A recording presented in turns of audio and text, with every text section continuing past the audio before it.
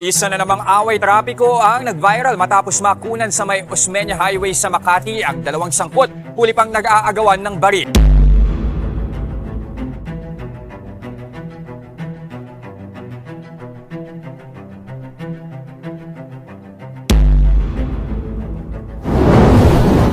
Kumusta mga idol, mayroon naman tayong bagong chika sa inyo. Bago yan, welcome sa channel ni Mr. JV.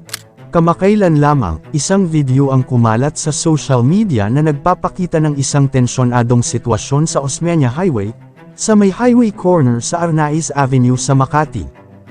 Ang dalawang lalaking ito, ay nag-aagawan ng baril sa gitna pa ng kalsada. Ang isang lalaking nakaputi naman, ay may hawak na dalawang baril sa magkabilang kamay. Pilit namang bumabangon ang lalaki na naka-helmet, habang pinigilan siya ng lalaking mayroong baril, mapapansin din ang isang nakatagilid ng motor sa gilid nila. Isa sa mga kalalakihang ito, ay isang pulis mula sa Pasay City na kilala sa pangalang Police Staff Sergeant, Marcin Dolipas. Ayon sa mga nakasaksi, nagsimula ang alitan sa pagitan ng polis, at ng isa pang lalaki na si Angelito Renzo, isang motorista na naruroon din sa eksena. Ngayon, bakit nga ba nangyari ang ganitong insidente? Ayon kay Police Staff Sergeant Dolipas, ang alitan daw ay nagsimula sa pagtatalo nila ni Ryder, dahil muntikan daw mabangga ang polis, at minura pa siya ni Ryder at sinubukan pa nitong bumunot ng baril, habang nasa motorsiklo pa ito.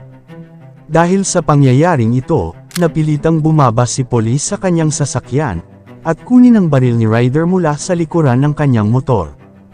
Nakita niya ako sa likod, dinuro-duro niya ako, tapos sinakat niya yung t-shirt niya. Nagulat ako nung nakita ko na may baril, ay palabas yung baril ko kasi yun ang gagamitin depensa ko sa sarili ko. Ayon sa polis, may dumating daw na tanod, kaya nagpatawag siya ng backup sa Substation 3 sa Makati, at dito ay dinala nila sa istasyon ng pulis ang Ryder. Nang madala na ni polis si Ryder sa istasyon, ay nag-report daw muna siya sa kanyang istasyon, kaya sa pagbalik niya, hindi na raw naabutan ni polis si Ryder sa istasyon. Kaya ang mga netizens, ay hindi mapigilan mag-react dito, at kung bakit daw nakaalis agad ang Ryder sa istasyon.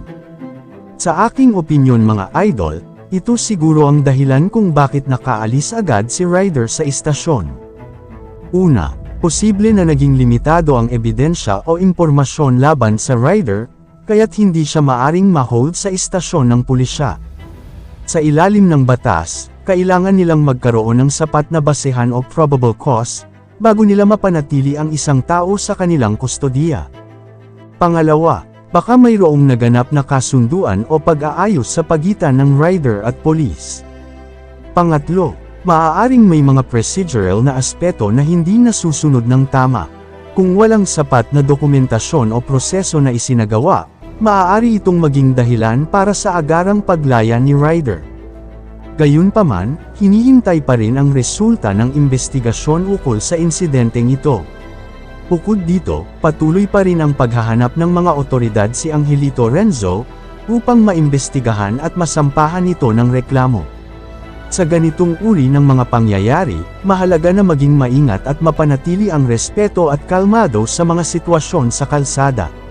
Ang pagkakaroon ng alitan at tensyon ay maaring mauwi sa mas malubhang sitwasyon, tulad sa kontrobersyal na away ng polis at Ryder. Kayo mga idol, ano ang masasabi nyo sa chika topic natin ngayon? At syempre bago tayo magtapos sa ating video, ay inaanyayahan ko kayo na mag-like sa ating Facebook at mag-subscribe na rin sa YouTube, dahil malaking tulong na ito sa pag-grow ng aking channel, upang mas lalo pa ako na magsipag sa pag-upload ng mga videos na kagaya nito. Hindi naman ako nagmamakaawa sa inyo mga idol, pero sana maawa na kayo. Hanggang dito na lang ang ating video, maraming salamat sa inyong pagtambay, bye-bye!